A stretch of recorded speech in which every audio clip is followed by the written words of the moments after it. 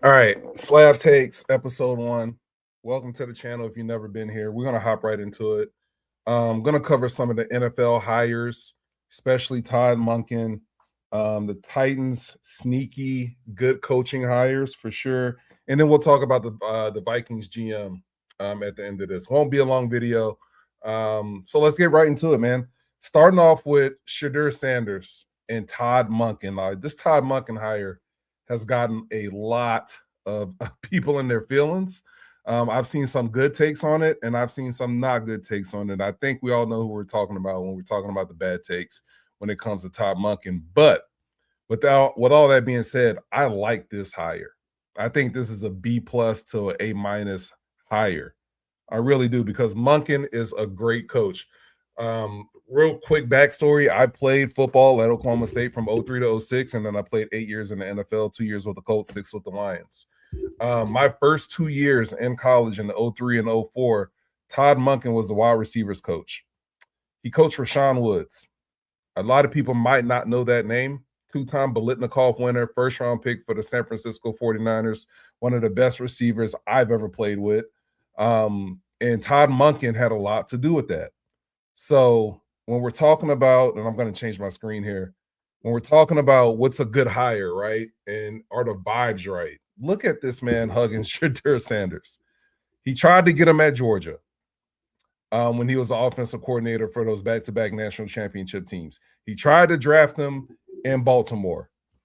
That didn't work out. Shedeur shut that down and said, I didn't want to back up Lamar Jackson, which I can respect, right? If you know you can play and you want to play, why sit behind a two-time league MVP?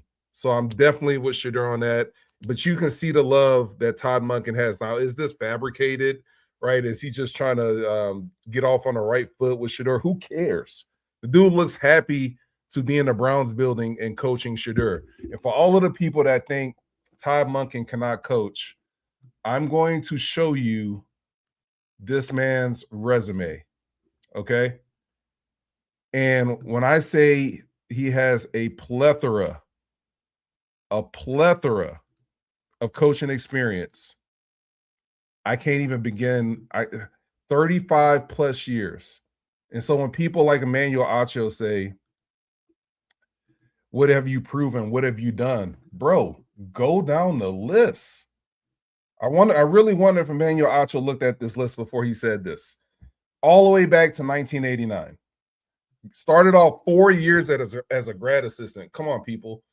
You have to love coach. You have to love football if you're going to start off as a grad assistant. If you don't know anything about it being a grad assistant, you get paid beans, especially back in 1989 and 1992. You're basically the coffee guy. You're making all the cut ups. You're making the sheets that you hold up for the scout team. That's your job, right? He goes from there to Eastern Michigan, Louisiana Tech. This is the Oklahoma State stint I was talking about in 03 and 04 when I played there. Went to LSU with Les Miles. Jacksonville, wide receivers coach for 4 years. Back to Oklahoma State. Had head coaching experience at Southern Miss. Now, he was 13 and 25, all right? Not great, but he still has that experience as being the head guy and leading a program.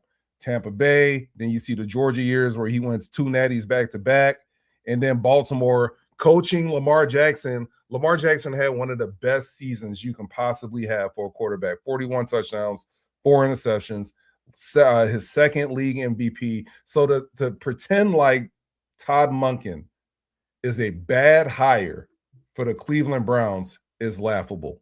It really is. And I think a lot of people, when we get down the road and when the season actually starts, I'm hoping for this. I think he's going to prove a lot of people wrong. I think people like Emmanuel Acho, Skip Bayless, the people that are, I'm not excited about the hire. I think you're going to be eating a lot of egg, all right? Eating a lot of crow. There's going to be some egg on your face when we're all said and done with that. But not only that, I want to talk about why this is important for Cleveland, because to do this move, they had to get rid of, well, not get rid of, they had to turn down Jim Schwartz. And Jim Schwartz is another guy I played for. I played for the Lions for 6 years. Four of those years was with Jim Schwartz. And Jim Schwartz, I think, deserves another chance. I thought the Cleveland Browns were going to go in that direction. I'm trying to pull up his stuff here. Here we go. And Mary Kay Cabot, about 5 hours ago, says there's a really good chance he comes back. Now, he interviewed for the job. He didn't get the job. Obviously, they went with Monken, and the reports are he stormed out of the building, was very upset, felt like he deserved that job because he had been there for 3 years. And not only that, but the Cleveland Browns defense the past 3 years has been the bright spot of the team. Myles Garrett just had his best season and the most prolific season for sacking a quarterback ever in the NFL in this system. A lot of people went to bat in that building. The cornerback, Denzel Ward, Myles Garrett were vouching for Jim Schwartz. And they didn't get him, but they got him under contract for 2 years. I will say this. If I could talk to Jim Schwartz, I would say, buddy, please come back. Right? Um, a lot of Cleveland's success this coming year is going to hinge on that defense. Shedeur Sanders is still young, and I'll get to him in a second before we move on to Tennessee. But Jim, where are you going to go? We're starting to hear the rumblings about going to San Francisco. I think staying in Cleveland for the next 2 years only bolsters his chance to get a better job down the road. And I'll say this about Jim Schwartz. The dude loves his players. He's a player's coach. He is a tough ass. And it shows in the production that Cleveland's put out the past 3 years. But I don't want his ego to get in the way. The thing about Jim Schwartz is he can be an egomaniac sometimes, but he's worked his way up from nothing. He's one of those dudes that got it out the mud. He was on that Cleveland Brown staff with Bill Belichick way back in 1995, I believe. And I think for him being upset and mad about not getting the job, I understand why Cleveland went in the direction that they went. But if I could talk to Jim Schwartz, I would be like, man, just relax. You have one of the best defensive backs in the league in Denzel Ward. You have one of the best, if not the best, defensive edge rusher in the league in Myles Garrett. That defense knows you. You know that defense. So don't let your ego get in the way. Do I think you deserve the job? 100%. Right? But the grass is not always greener on the other side. I think if he calms down and just settles down and talk to Todd Monken, I think he's going to be back in Cleveland. I'm not 100% sure on that. I have nothing to back that up, but I really do believe at the end of the day, I think after he has another conversation with Jimmy Haslam and he has another conversation or a initial conversation with Todd Monken, I think he's going to be back in that building, and that's going to be huge for Cleveland. I'm telling you right now, if Kevin Stefanski can win Coach of the Year twice in his 6 years in Cleveland, Todd Monken, if he gets Jim Schwartz back in the building, can absolutely get this team to the playoffs. And I'm talking about within the next 2 years. A lot of that's going to hinge on Shedeur Sanders. You might be thinking, how do you know Shedeur Sanders is going to be the starting quarterback? I heard a lot of that on X, on the other social media platforms. A lot of people saying that Deshaun Watson is healthy now. He's going to be in a battle with Deshaun Watson. Bro, they do not want Deshaun Watson back. Jimmy Haslam already said that they missed on that signing. I'm surprised Andrew Berry still has a job because of that signing and guaranteeing him $230 million. Why do I say that?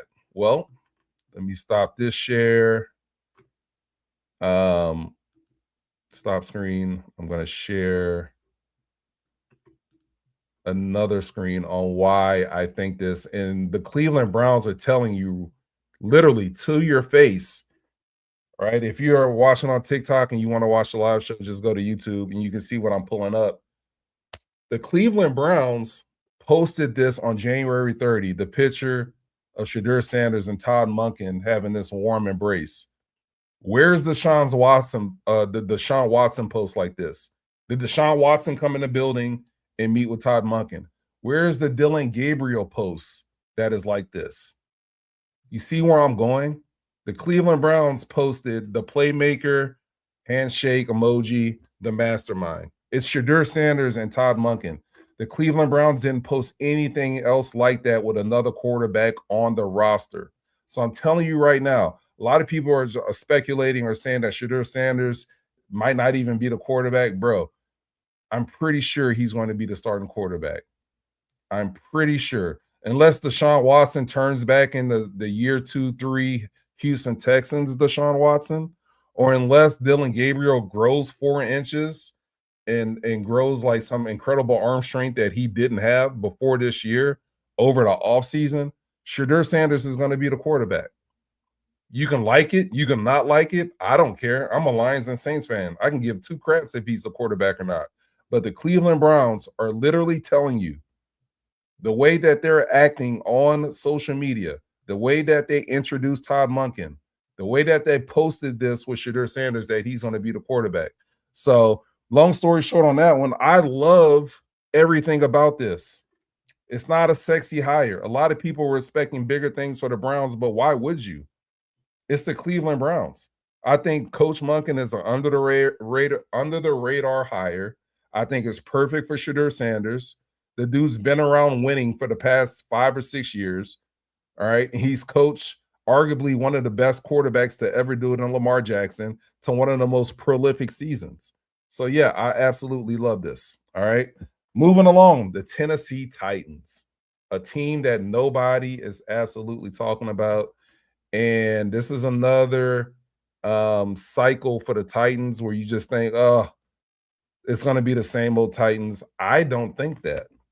I think this is one of the sneakiest good jobs so far in this coaching cycle. I think getting Robert Saleh, who had a tough time in his stint with New York, it was terrible. All right. Aaron Rodgers was a complete mess. He started off that tenure with Zach Wilson. Probably a big mistake. Now, he wasn't the GM. I'm pretty sure he had some input, but I'm pretty sure he didn't want to start his coaching career off as a head coach with Zach Wilson. That was an utter failure. Okay.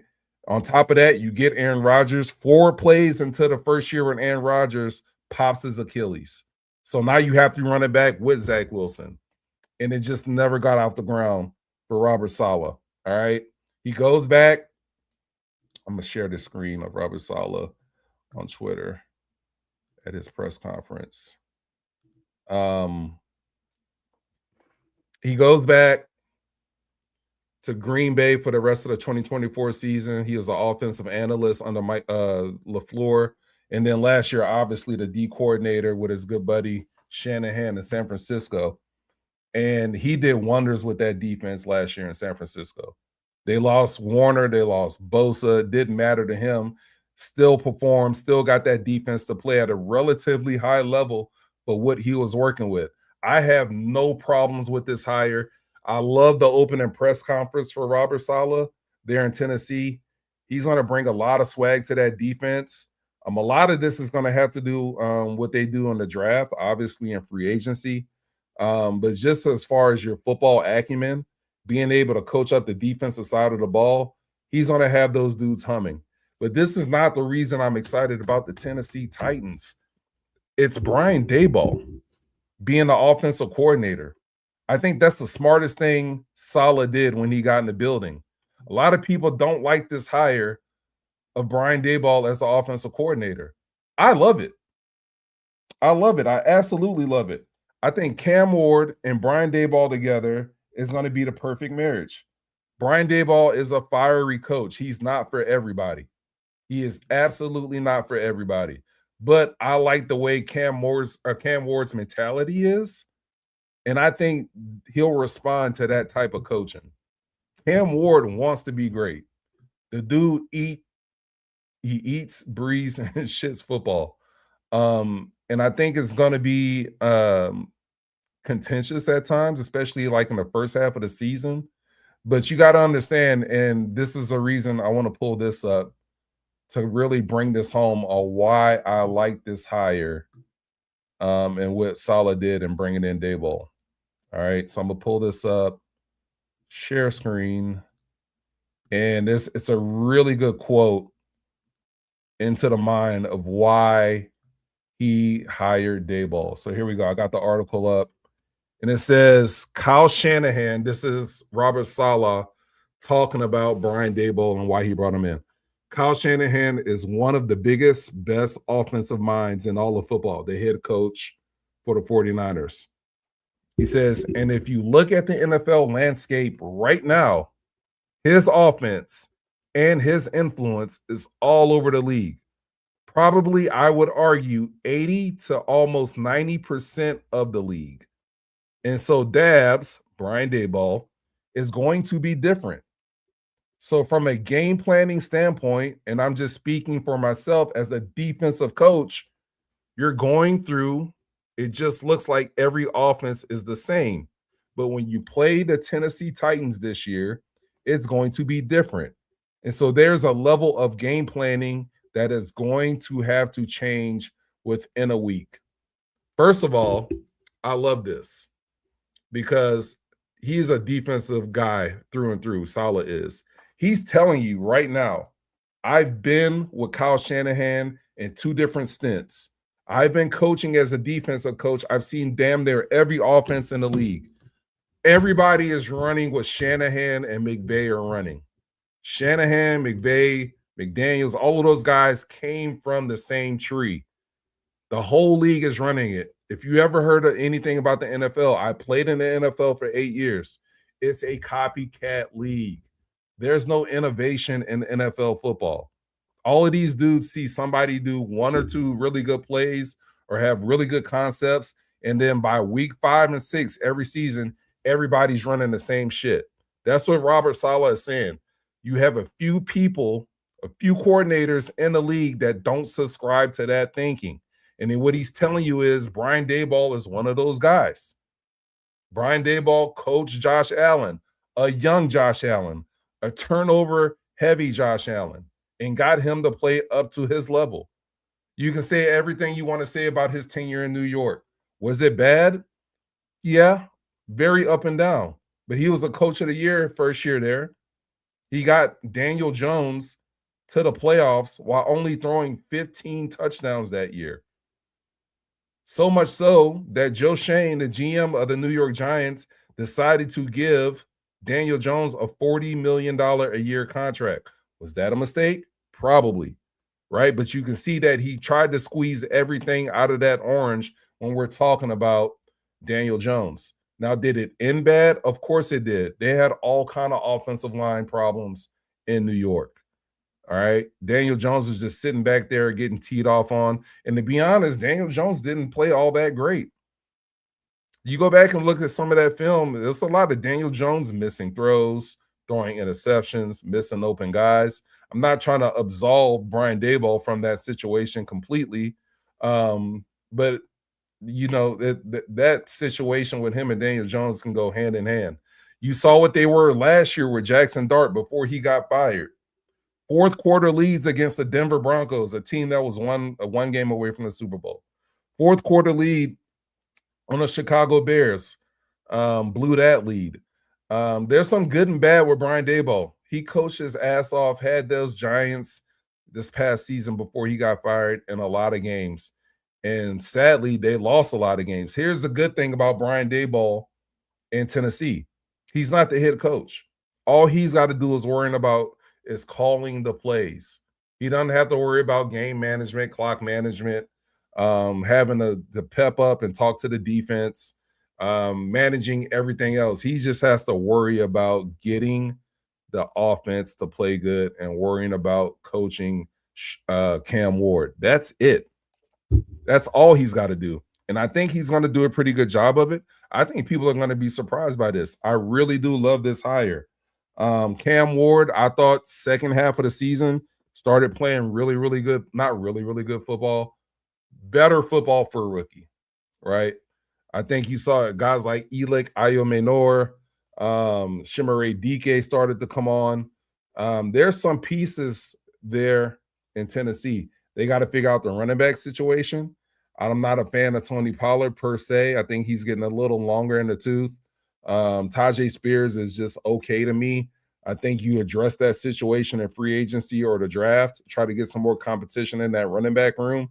But I like Gunnar Helm, the tight end, who was a rookie last year. I like Chiga Conquo. He had some big games last year towards the end of the season. Like the Tennessee Titans is not as bad as people think, offensive set wise. And I think Brian Daboll is going to bring a lot of creativity to that offense. And in a league when everybody's running Kyle Shanahan's shit, Sean McVay's shit, Robert Saleh is telling you right now the reason I hired this guy is because he doesn't run what a 90% of the league runs. It's going to be different, and I think that's going to be a good thing for the Tennessee Titans. So I think out of all of the teams, those are two sneaky good hires for the Titans. You got two former head coaches, one as your new head coach, and then Brian Daboll, who is a coach of the year, with freaking Daniel Jones, all right, as your offensive coordinator, where everybody thought Brian Daboll was going to wind up in Buffalo. I'm pretty sure a week and a half ago, we were all thinking as soon as Sean McDermott got fired that he was going to go to Buffalo. And Buffalo decided to pivot and go with Joe Brady. And here you are. You got a lot of good coaches that's going to be coming into this Titans building. And I think it's a great thing for Cam Ward. I like it a lot. That's a team who I think can surprise. I don't know if they're going to make the playoffs or not. Really don't.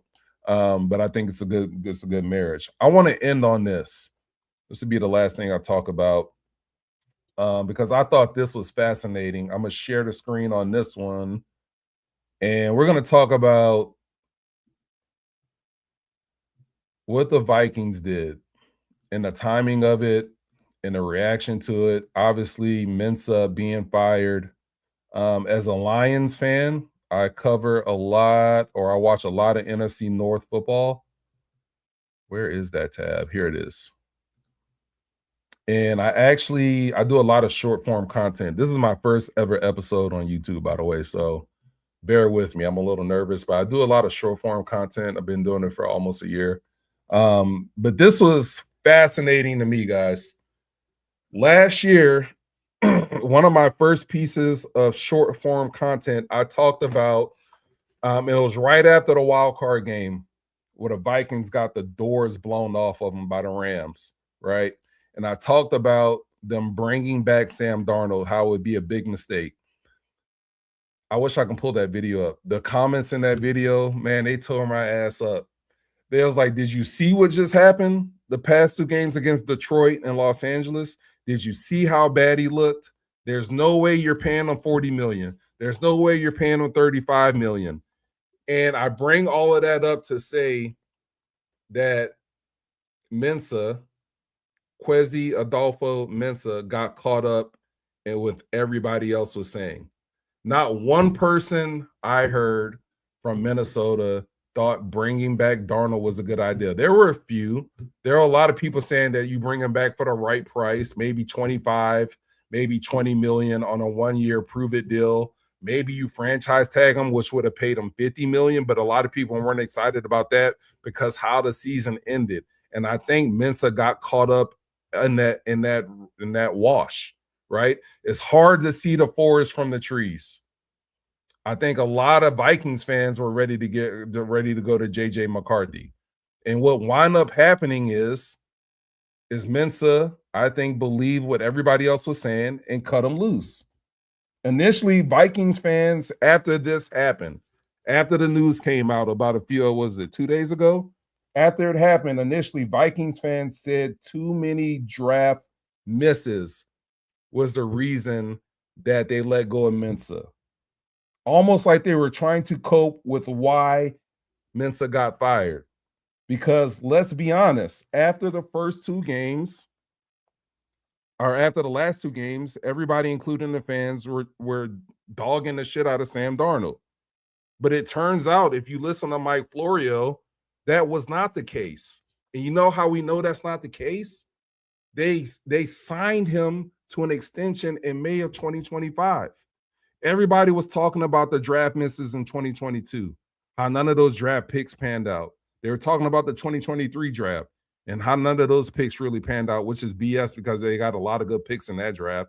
A lot of guys performed out of that draft class for the Minnesota Vikings, but they're trying to pin it on the fact that it wasn't really Sam Darnold. It was Adolfo Mensah having bad draft picks in previous drafts. If that's the case, why re-up his contract in May in 2025. It's because you went 14-3 and you had Sam Darnold in the building. That's how he got re-upped. And now Ziggy Wolf and the Wolf family, the owners of the Minnesota Vikings, had to sit and watch the team not do well. At one point, they were 4-8. Now they went on a 5-game winning streak at the end of the year to get to 9-8. But not only that, the quarterback that you had in the building is going to the Super Bowl. And then Mike Florio comes out with this post, which I thought was correct the whole time. It wasn't about the missed draft picks. It wasn't about the poor drafting history. It was that midway through this season when the team was 4-8, things got ugly in the building between KOC, the head coach, Kevin O'Connell, and Mensah. Because right after the season, after they lost in the wild card, KOC told Mensah, bro, we have to bring Sam Darnold back. I'm a former quarterback in this league. I know that JJ McCarthy is not ready. This is just me speculating how the conversation went. But according to Mike Florio, this was the problem. Things got ugly in the building because KOC wanted to bring back Sam Darnold. And the team, especially Adolfo, who was calling the shots, thought it would be best to move on and go with JJ McCarthy. That caused friction. And so by midway through the year, when the team's losing and they just got their butts whipped midway through the season by Seattle, in Seattle, when they had to start Max Brosmer because Carson Wentz was hurt and JJ McCarthy was hurt, that's when things really got bad. And so they weren't even on speaking terms, apparently, at some point. Like, that's how bad things got. And can you blame KOC? Can you blame him? It's February and March. You're going to let Sam Darnold go to free agency after I just told you I think this is a really bad deal, Mensah. I don't think we should be doing this. I don't think we should be moving on. As a former quarterback in the NFL, I would like to have Sam Darnold back. And Mensah said no.